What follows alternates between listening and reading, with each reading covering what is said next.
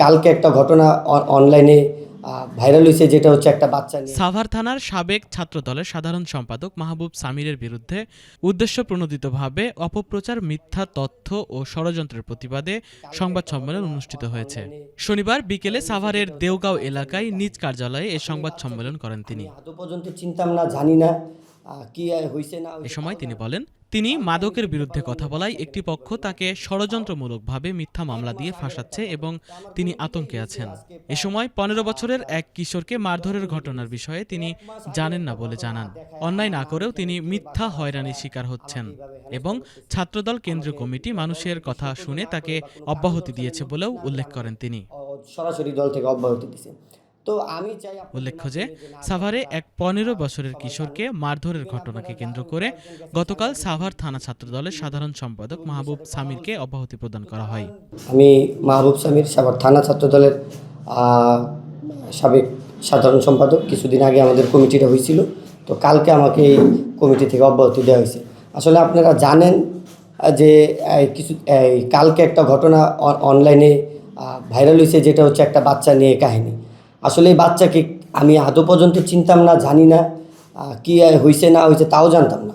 কালকে আমি দেখতে পারলাম যে বাচ্চাকে না কি বলে মারধর করছে, তাও 1 মাস আগের একটা ঘটনা। তো আমার কমিটিটাই হয়েছে আজকে প্রায় আপনার এই 10-15 দিন হয়েছে। তো 1 মাস আগের একটা ঘটনা দেখায় আমার নাম এখানে কে বা কারা জড়ায় আমাকে এইভাবে হেনস্থা করতেছে, আমাকে দল থেকে শোকজ না করে বা কোনো কারণ দর্শানের নোটিশ না করে আমাকে সরাসরি দল থেকে অব্যাহতি দিছে। তো আমি চাই আপনাদের মাধ্যমে যে না, সত্যটা সবাই জানুক। ইভেন আপনারা কয়েকজন গেছেন সাংবাদিক, এই ভিকটিম এবং ভুক্তভোগীদের সাথে কথা বলছেন।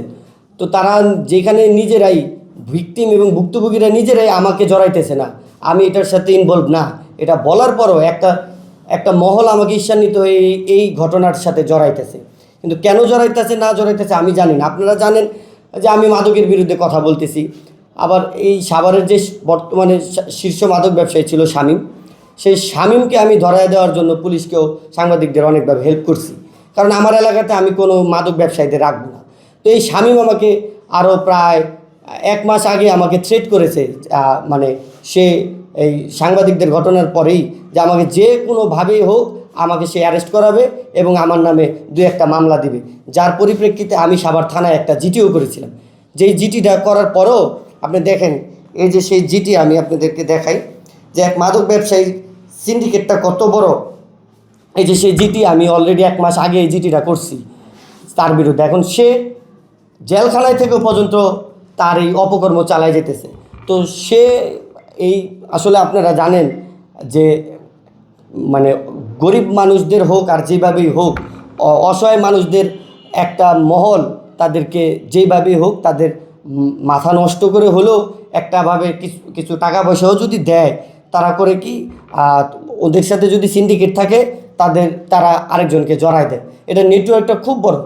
তো আমি যেটা জানি না, আমাকে তারপরও এই ঘটনার সাথে জড়াইতেছে, যেখানে ভিকটিম ভুক্তভোগী সবাই বলতেছে যে না, এটার সাথে আমি জড়িত না। আমি চাই যারা জড়িত, যদি আমার দলেরও কেউ হয়ে থাকে, যদি জড়িত হয় তাদের সর্বোচ্চ শাস্তিটুকু হোক। যদি আমি জড়িত থাকি, যে না আমি জড়িত, যদি আমিও জড়িত থাকি, তাহলে অবশ্যই আমার সর্বোচ্চ শাস্তিটুকু আমি দাবি করি। কিন্তু আমি যেটার সাথে জড়িত না, তারপরও কেন আমাকে এটার সাথে জড়ানো হইতেছে? এখন এক মাদক ব্যবসায়ী শামীমের কাছে যদি সবাই জিম্মি হয়ে যায়, আপনারা জানেন প্রশাসন থেকে শুরু করে অনেকেই এটার সাথে জড়িত ছিল, অনেকের ক্লোজ হয়েছে, তো তার নেটওয়ার্কটা বিশাল বড়। এখন এইটা ও যদি এখনও পর্যন্ত এইভাবে প্রভাব খাটায় আর আমার পথটা নিয়ে এইভাবে মানে সবার সামনে এইভাবে আমাকে অপদস্থ করতেছে একটার পর একটা অভিযোগ দিয়ে, তাহলে আমি আপনাদের কাছে কি বিচার চাব? তো আমি চাই আমাদের ছাত্রদলের সভাপতি রাকিব ভাই ও সাধারণ সম্পাদক নাসির ভাই, তাদের উদ্দেশ্যে আমি একটা কথাই বলবো, যেন তারা একটা সুষ্ঠু তদন্তের মাধ্যমে খুব শীঘ্রই যেন একটা সুষ্ঠু তদন্ত করে, এবং যদি আমি দোষী থাকি তাহলে অবশ্যই আমার শাস্তি হবে, যদি আমি দোষী না থাকি তাহলে অবশ্যই আমার পথ যেন আমাকে ফেরত দেয়। এবং আমি তাদের কাছে আমার আকুল আবেদন থাকবে, এবং যেন ভবিষ্যতে এরকম কোনো কার্যকলাপ না হয় তাদের এই দিকেও যেন তারা লক্ষ্য রাখে। ওই টাইমে কোন কোন সাংবাদিক সে কক্সবাজার ছিল আপনারা একটু ঘাটায় দেখেন। আমি নাম উল্লেখ করতেছি না, কয়েকজন আছে এরকম যারা কক্সবাজারে গেছে, শামীমের সাথে আঘাত করছে, ওইখান থেকে আঘাত করে আজকে এই সাভারে এসে আমাকে অপদস্থ করতেছে। 1 মাস আগের একটা ঘটনা, যেটা আমি জানি না কিছু না, যেটার সাথে আমি ইনভলভ না। আসলে দেখেন, আমি থানা ছাত্রদল করি, আমার সাথে হাজার হাজার পোলাপান আমার সাথে রাজনীতি করে। এখন যারা করছে তাদেরকেও তো আমি চিনি, এমন না যে চিনি না। তারা দোষী যদি হয়ে থাকে অবশ্যই তাদের সর্বোচ্চ শাস্তি হোক, কিন্তু আমি যেটার সাথে জড়িত না, আমাকে কেন এটার সাথে জড়ানো হইতেছে? আমাকে জড়ানো হইতেছে একটা মহল কাজ করতেছে, আমাকে যেভাবে হোক হেনস্থা করবে। আজকে সেই হেনস্থার শিকার আমি হইতেছি। আমি চাই যদি আমি এটার সাথে জড়িত না থাকি, আপনারা তদন্ত করেন, তদন্ত করে এটা সুষ্ঠু একটা ব্যবস্থা আপনারা নেন। আপনারা চাইলে এখন যে ঘটনাটা হইতেছে, যে একটা কিছু হইলেই সেটা মানে পজিটিভ না করে নেগেটিভ করে দিতেছে, পজিটিভ একটা জিনিস সেটাকে নেগেটিভ করে দিতেছে। তো এইভাবে যদি মানে চলে তাহলে তো এক মাদক ব্যবসায়ীদের কাছে দেশ জিম্মি হয়ে যাবে। যে মাদকের বিরুদ্ধে আমাদের দেশ নায়ক জনাব তারেক রহমান 0 টলারেন্স ঘোষণা করছে, অথচ মাদকের জন্য সাভারটা এখন ধ্বংস হয়ে যেতেছে। আর মাদকের বিরুদ্ধে যদি আমার যাওয়াটাই কালো হয়ে থাকে, তাহলে তো এই মাদকের বিরুদ্ধে যাওয়াটাই আমার ঠিক হয়নি।